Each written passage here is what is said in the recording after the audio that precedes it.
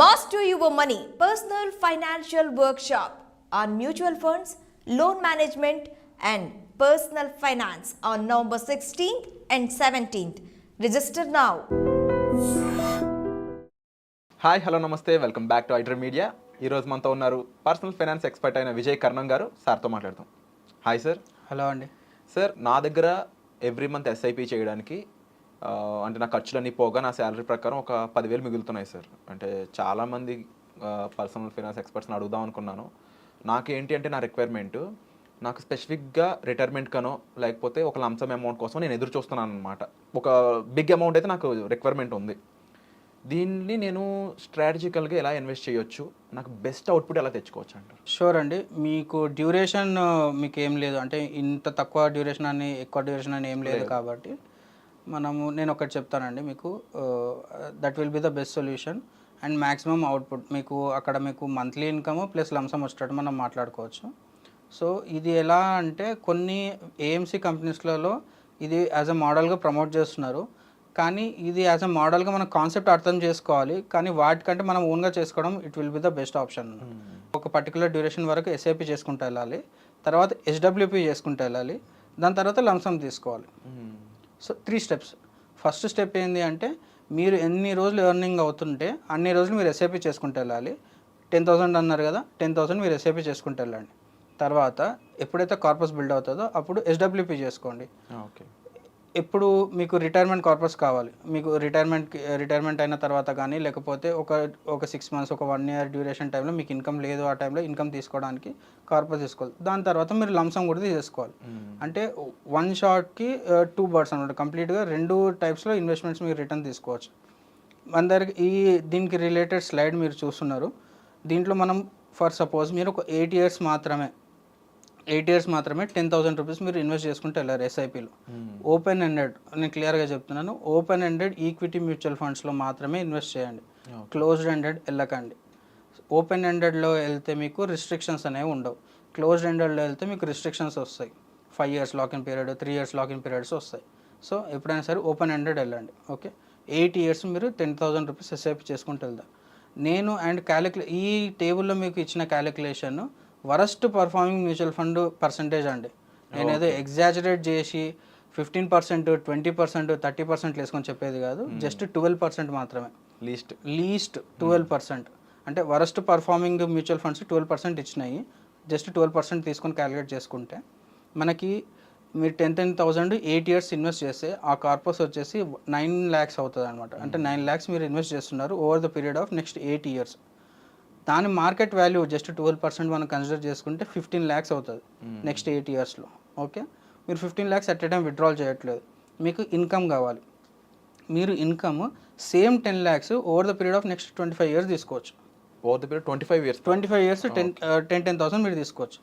25 years తర్వాత మళ్ళీ మీకు లంసమ్గా 22 lakhs రిటర్న్ వచ్చేస్తుంది. వండర్ఫుల్. సో మీరు తీసుకుంటున్నారు 10,000 25 years ప్లస్ మళ్ళీ 22 lakhs మీకు వస్తుంది. ఇన్ఫ్లేషన్ ఉంటుంది. ఫస్ట్ కమెంట్ అందరూ ఇదే అంటారు, ఇన్ఫ్లేషన్ మీరు మర్చిపోతున్నారు అనేసి అనుకుంటున్నారు. ఇన్ఫ్లేషన్ ఉంటుంది, నేను కాదనట్లేదు. కానీ ఈ స్ట్రాటజీ వల్ల ది బెస్ట్ అవుట్పుట్ మీకు వస్తుంది. ఇన్ఫ్లేషన్ బీట్ చేయాలంటే నెంబర్ ఆఫ్ ఇయర్స్ మీరు పెంచుకోవాలి. 8 years దగ్గర మీరు నెక్స్ట్ 10 years కన్సిడర్ చేయండి. టాప్అప్ చేయాలంటే లేదు, మీరు 8 years చేసి ఎస్ఐపి 10 years చేయండి అంటున్నాను అంతే. ఓకే. టైం డ్యూరేషన్ పెంచు. ఇప్పుడు సపోజ్ మీకు 30 years ఉన్నాయనుకోండి, 38 years బదులు 40 years చేయమని చెప్తున్నాను. ఓకే. 40 years చేస్తే ఏమవుతుందంటే మీరు చేసే 10,000 ఇన్వెస్ట్మెంట్ కాస్త 12 lakhs అవుతుంది. ఓన్లీ ఇన్వెస్ట్మెంట్ మీరు చేసేది over the period of next 10 years 12 lakhs అవుతుంది. 12 lakhs మార్కెట్ వాల్యూ అంటే 12% CAGR వేసుకుంటే 23 lakhs అవుతుంది. 23 lakhsలో మీరు ఇన్ఫ్లేషన్ అంటున్నారు కదా అందరూ, 1.5 times పెంచుకోండి మీరు తీసుకోవడం. జస్ట్ 10,000 8 years ఉన్నప్పుడు మీరు 10,000 తీసుకున్నారు కదా, ఇక్కడ మీరు 1.5 times పెంచండి. అంటే 15,000 మీరు విత్డ్రాల్ చేసుకోవచ్చు నెక్స్ట్ 25 years వరకు. 25 years వరకు 15,000 మీరు తీసుకోవచ్చు. 25 years తర్వాత మళ్ళీ మీకు లంసమ్ 26 lakhs వస్తుంది. ఓకే. ఓకే. అండ్ నెక్స్ట్ వచ్చేసి యాక్చువల్గా మ్యాజిక్ హ్యాపెన్స్ ఆఫ్టర్ 10 years. అవును. 12 yearsలో మీరు సపోజ్ మీరు 12 years మీరు కంటిన్యూ చేయగలిగారు అనుకోండి, 30 years ప్లస్ 12 years అంటే 42 years just 10,000 without any top-up, only ఏం స్టెప్ అప్ లేదు, టాప్అప్ లేదు. అంటే మీరు 10,000 ఈ రోజు ఉన్న వాల్యూ 5 years తర్వాత ఉండదు, 10 years తర్వాత అసలుకే ఉండదు. అసలు ఉండదు. అయినా కూడా 10,000 కన్సిడర్ చేయమంటున్నాను. నేను దాన్ని 10% పెంచమంటలేదు, 5% పెంచమంటలేదు, జస్ట్ 10,000 12 years పెట్టమంటున్నాను. మ్యూచువల్ ఫండ్స్లో టూ థింగ్స్ మనం కన్సిడర్ చేయాల్సి ఉంటుంది. ఏవి 2 things అంటే మనీ అయినా కన్సిడర్ చేయాలి, టైం అయినా కన్సిడర్ చేయాలి. ఓకే. ఐదర్ మనీ అయినా ఎక్కువ ఇవ్వగలగాలి, లేదంటే టైం ఎక్కువ ఇవ్వగాలి. మనం ఇక్కడ మనీ తక్కువ తీసుకుంటున్నాం, 10,000 తీసుకుంటున్నాం, టైం పెంచుతున్నాం. 8 years నుంచి 12 yearsకి వెళ్ళింది. 12 yearsకి వెళ్ళడం వల్ల మీరు ఇన్వెస్ట్ చేసిన 10,000కి 20,000 మీరు విత్డ్రాల్ చేసుకోవచ్చు for the over period of next 25 years. తర్వాత మీ లంసం వచ్చేసి అక్కడ నుంచి ఇక్కడికి డబుల్ అయిపోతుంది. 20 lakhs లంసం కాస్త 43 lakhs అవుతుంది. 12 years కంటిన్యూ చేసి ఒకవేళ చేయగలిగారు అనుకోండి, ఒకవేళ 12 years ఎక్స్టెండ్ చేసుకొని 15 years చేయగలిగారు అనుకోండి, అది కాస్త మీ ఇన్వెస్ట్మెంట్ అమౌంట్ 18 lakhs అవుతుంది. 18 lakhs మార్కెట్ వాల్యూ వచ్చేసి అప్రాక్సిమేట్గా 50 lakhs అవుతుంది.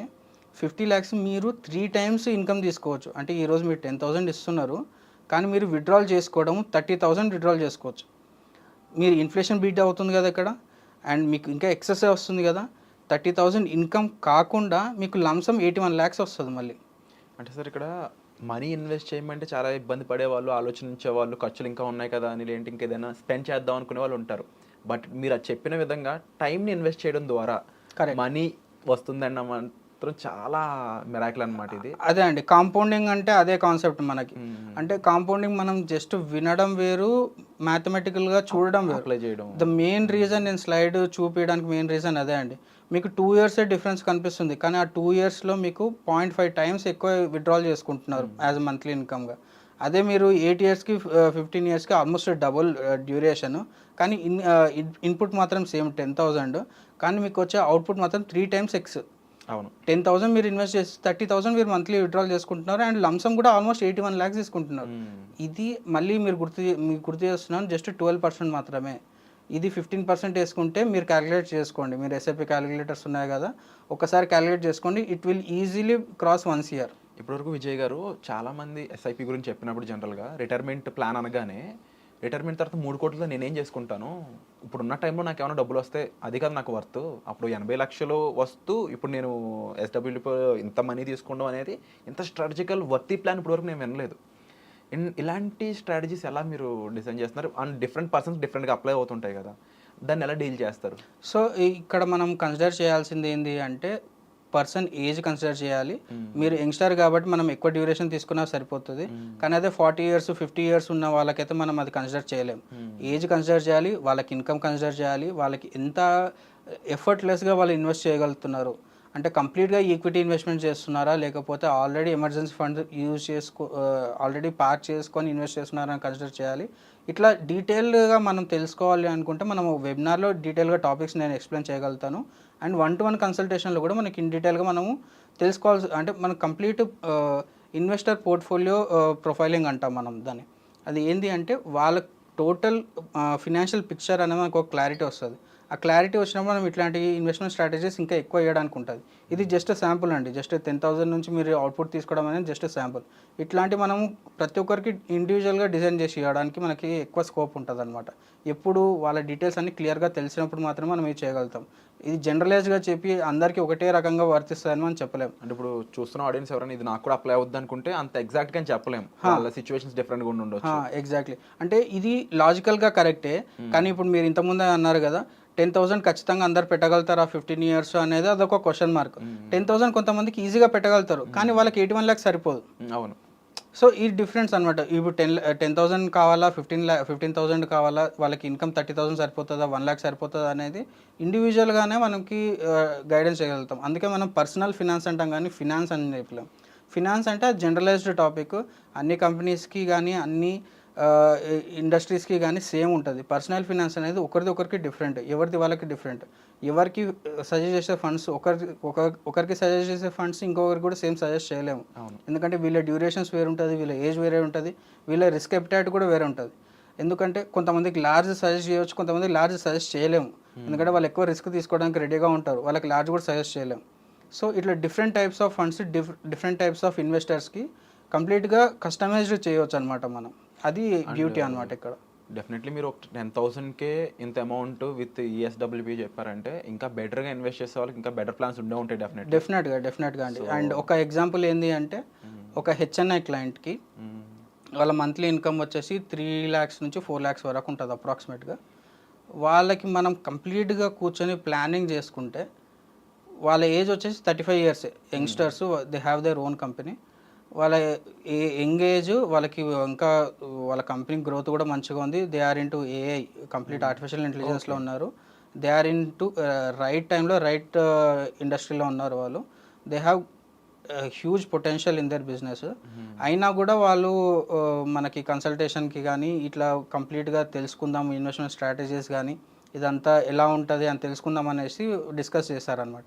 సో అక్కడ మనం తెలుసుకునేది ఏంటి అంటే వాళ్ళకి ఒక 30 crore కార్పస్ వాళ్ళు రెడీ చేసుకుంటే దే క్యాన్ రిటైర్డ్ ఇమీడియట్లీ అనమాట. ఓకే. సో వాళ్ళ టార్గెట్ ఇప్పుడు నెక్స్ట్ ఏంటి అంటే ఎప్పుడైనా సరే వాళ్ళ కంపెనీ వాల్యుయేషన్ కానీ వాళ్ళ కంపెనీ ప్రాఫిట్స్ కానీ అన్నీ కలుపుకొని వాళ్ళ కంప్లీట్ నెట్వర్త్ 30 crores అయ్యిందంటే వాళ్ళ కంపెనీ సెల్ చేసేసి వాళ్ళు రిటైర్ కావడానికి రెడీగా ఉన్నారు. ఓకే.